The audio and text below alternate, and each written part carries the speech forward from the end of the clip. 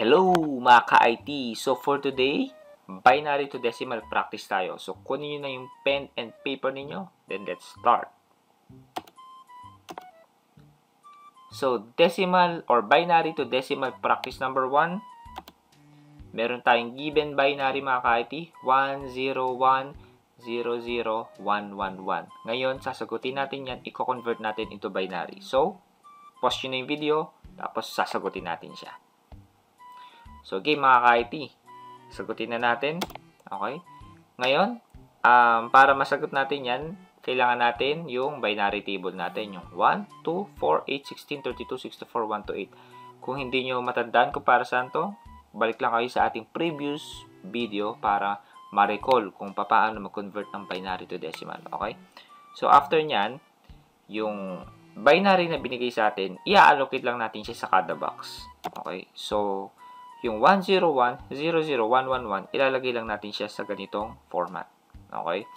After nyan, mga ka-IT, kukunin lang natin yung mga value ng 1 bit.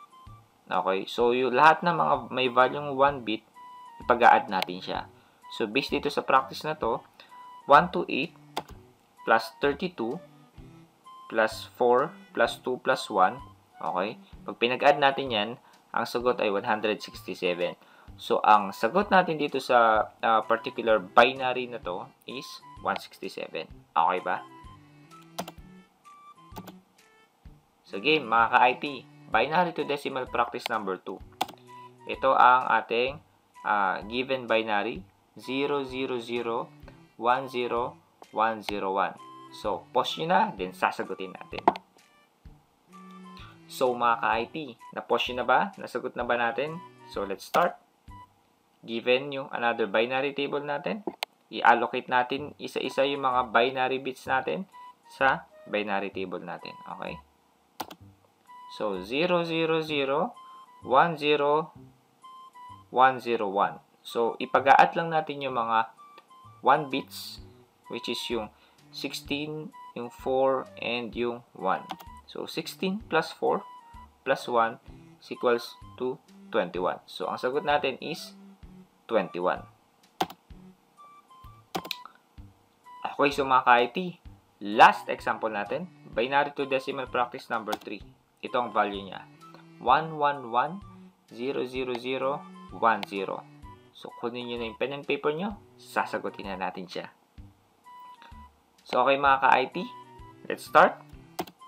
Labas natin ang binary table. I-allocate natin itong mga bits na to sa kanya-kanilang mga pwesto.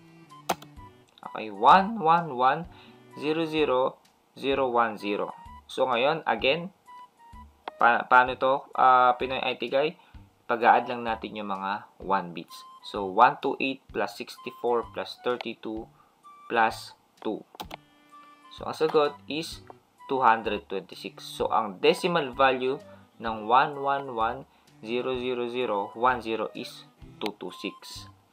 So, mga ka-IT, sana may natutunan na naman kayo sa binary to decimal practice natin. Super dali lang siya. Kung medyo nalilito kayo, ulit-ulitin nyo lang and sabihin ko sa inyo, makukuha nyo rin yan. Subscribe to my YouTube channel for more videos, mga ka-IT.